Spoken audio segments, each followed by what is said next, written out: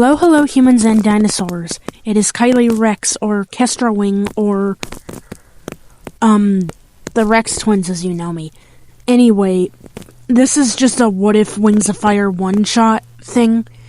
It was heavily inspired by, I believe the YouTuber's name is Caper, so full credit goes to them for the inspiration of this, and also to E.T. Sutherland herself. So go subscribe to both of them, I guess. Anyway, this is more just a little what if, and basically that version of Orca basically just getting her comeuppance, like probably the aftermath. Obviously, it's not canon to Caper's thing. This was just made to show support and for fun. So yeah, full credit goes to them anyway. Orca, the Queen of the Sea Wings, had thought she had been pretty clever, honestly, about that plan. The whole thing with the pearls and her sister. No one would suspect a damn thing. They would just think it was a tragedy, that maybe her sister had snapped. Anyway, that took care of both her problems. Her tribe would grow and prosper and become one of the strongest tribes ever, and the war would go on for as long as she needed it to. She wasn't sure what she would do with the Mudwing and the not Sandwing, but she could figure that out later. Maybe she would put a spell on them too. After all, a queen can always use the extra muscle for guards. All she'd have to do is just make them wear a necklace or something else. She could do it in the same way that she had enchanted those pearls on her sister. It wouldn't be hard, she'd just have to get them alone. But that was a plan for tomorrow's thoughts. She decided to reward her cleverness with a long and waited deserved nap. She went into her chambers and laid down peacefully on her stomach, curled up for the night in a makeshift nest. All Sea Wing queens had them. But what she didn't realize was in the doorway, the shadow that was following her. It had two green eyes that shone like emerald flames in the darkness. Orca woke up in the middle of the night to a sharp pain across her neck. She wanted to get up, but she realized way too late that there had been scratch marks that had just slit her throat. Her eyes looked in shock to see above her what looked to be about a pea-green rainwing? Pinning her down, standing above her. Her two green eyes with a righteous fury that bore right into Queen Orca, making her think that the dragonette was seeing through her very soul. There was an amulet around her neck that was just as green, and looked as if it could speak, that it was returning the glare that she tried to give both of them tenfold. She didn't know who they were. This dragonette wasn't even half as big as she was, just half the size. She looked barely only a few years younger than Orca was herself. But the dragonette did not cease. In fact, she let out an angry hiss, showing her teeth, all pointed and sharp. But what really caught Orca's attention was the two gleaming fangs at the forefront of her mouth that reminded her of a sea snake, and other snakes and whispers that she had heard live around Pantala. A cold realization came across Orca's mind as it began to fade away, as everything began to fade away. That's why her sister had gone for the Rainwing first. This wasn't some enchantment or hybrid. This was something all Rainwings had. It looked like she had venom sacs. She didn't want to find out. Stranger still, though, was the dragonette had not chose to use her venom, but instead her front claws to slit the queen's throat. She wanted to glare, she wanted to scream at them, she wanted to get up and attack. She wanted to be the killer instead of the killee, but she couldn't. She felt the strength in her body beginning to leave her life beginning to leave her. The only thing she could muster out was a very, very weak. How? As a thin stream of blood began to pool at her mouth and across her scaled lips. She watched it as it began to float up from the floor of the underwater chambers of her own.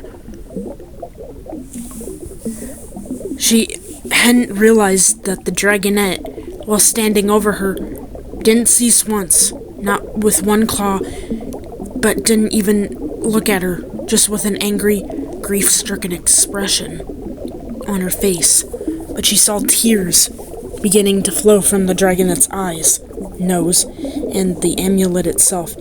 No doubt about it, this was a rainwing amethyst.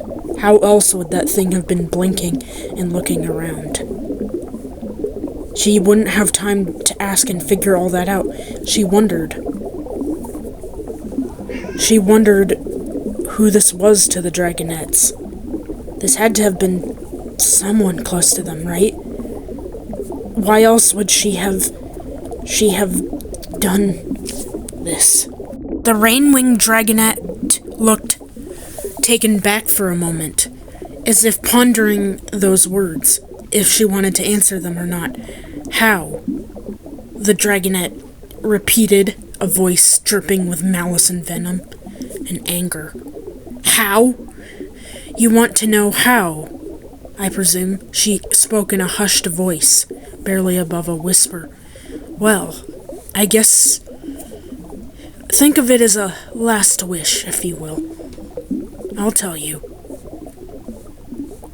But first, tell me, how does it feel to be powerless? How does it feel to literally watch as your body goes limp and weak, as your life drains from you?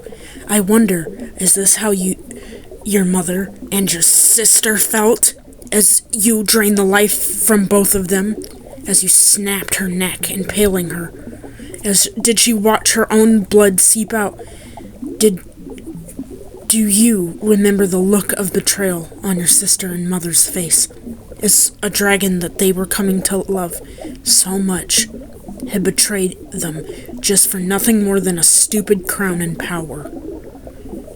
I wonder if they looked just like you do, you pathetic worm, she hissed, her frills widening out and buzzing, much like a rattlesnake's tail. She didn't have enough strength or energy to answer, but it seemed the dragonette took that as more permission to go on with her little spiel. The dragonette smiled sinisterly. I'm only doing this to make sure you never, ever hurt another dragon again. They will all know what you did and what you've done. I know what you did. I know what you did with your amethyst powers. And to think, it's a shame, you know. You and your sister could have been something great together. It's a tragedy, really. Too bad that the world will never get to see that future.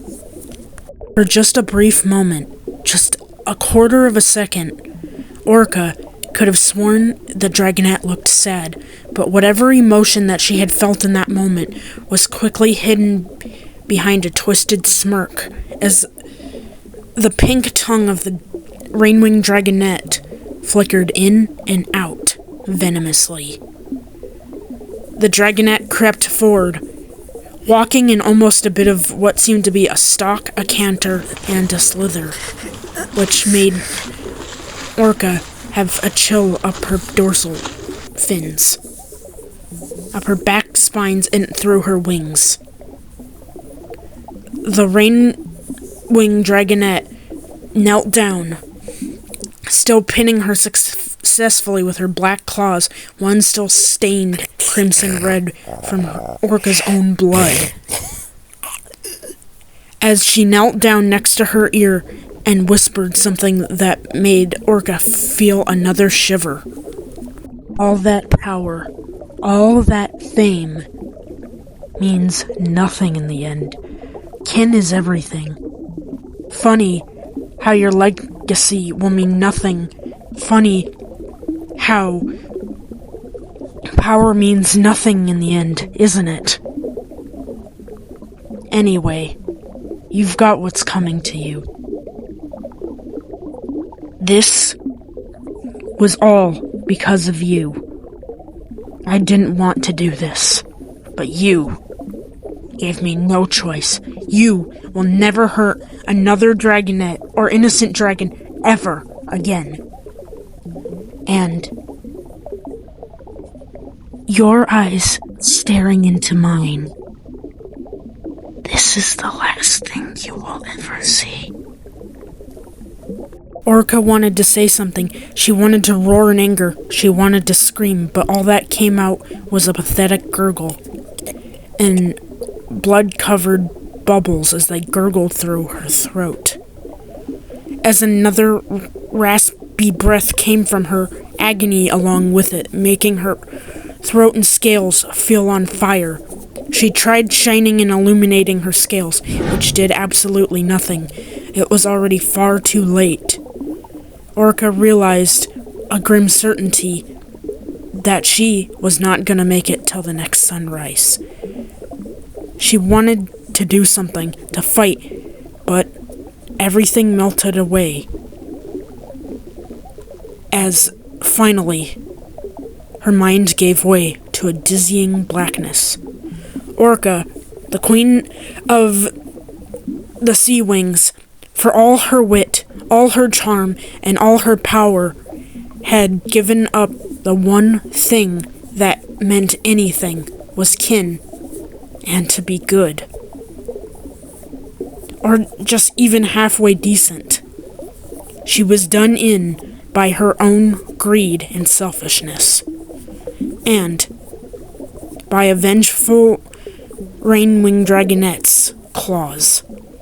Kestrel stood up from her stance as she watched the former Sea Wing Queen's life leave her eyes. She had done an enchantment spell. She didn't even have to think. She didn't even have to speak it. All she had to do was think it in her mind.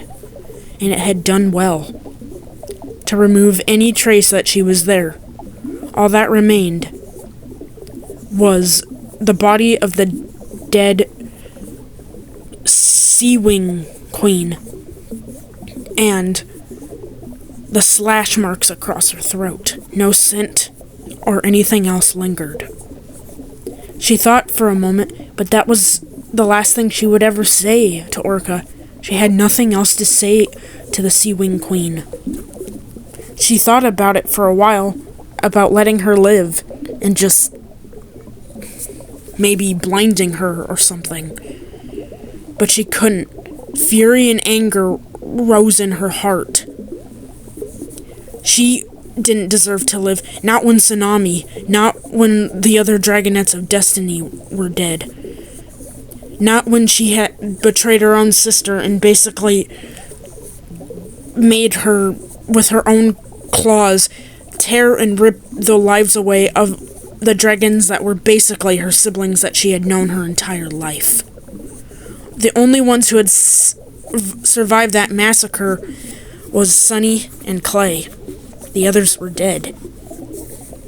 She would not let that stand.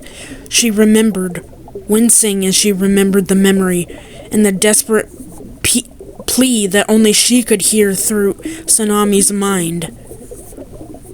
To make it stop. To make the nightmare end, and the horror of what she had done. The heartbreak and desperate plea for help. And then the fear as the life had been drained away from her by her own sister's claws. Kestrel would make that right. Just like her namesake, she would be a brave warrior. She would make this right. It wasn't fair. Kestrel stepped back a few paces and swam off the nest. Enchanting her body to be able to breathe underwater for as long as she needed was easy enough. She also had enchanted the spells to come off when she was out of the water, when her business here was done. Well, except for the one about the body and blood being on her talons. Just because the other dragons didn't know, though, that the blood was on her talons, it would forever be on her talons. She would still remember. But this was her burden to carry, and she didn't mind. The amulet whispered to her inside her own mind. Well done, well done. Protect, protect, justice, justice, over and over. She shushed it so she could think clearly for a moment. The amulet nuzzled her side. To comfort her, she let out a cooing hiss, and a coo, and something that sounded more like a purr or a growl, in approval and gratitude. There were a lot of pretty shells around Orca's room. Instantly, she cupped a pink, beautiful-looking seashell and enchanted all the shells. This one, she thought in her mind, seashells. Form yourselves into a perfect statue of Tsunami, completely perfect in every way of her likeness. Then go share the collective memory of what really happened today with Tsunami's death. The shells did so. They had made a perfect replica, studded and beautiful, of Tsunami's scales and eyes. Before the statue went, Kestrelwing gently cupped the makeshift statue dragonette's head. Looking sad, she hugged her. Tears began to roll down her face. As she saw the sun begin to rise over the ocean and shine sunbeams into the water's light, she felt weirdly comforted by it, but not much.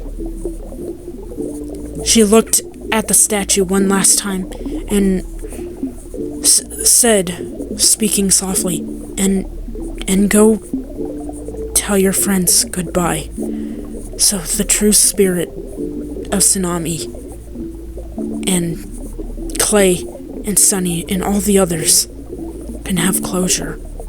Please. The statue just seemed to nod as in bow as if being given an order before it took off. Kestrel's work here was done. She normally didn't like messing with different timelines of any universe, but this one was already messed with so much that what was the harm? The Sea Wings would find a new queen. One way or another, someone would take the throne here. But as for now, her work was done. So, with her amethyst powers, it only made sense that it would manifest itself as amethyst powers here. The magic that grew within her soul and her entire being and body. She opened a portal, spread her wings, and flew onward.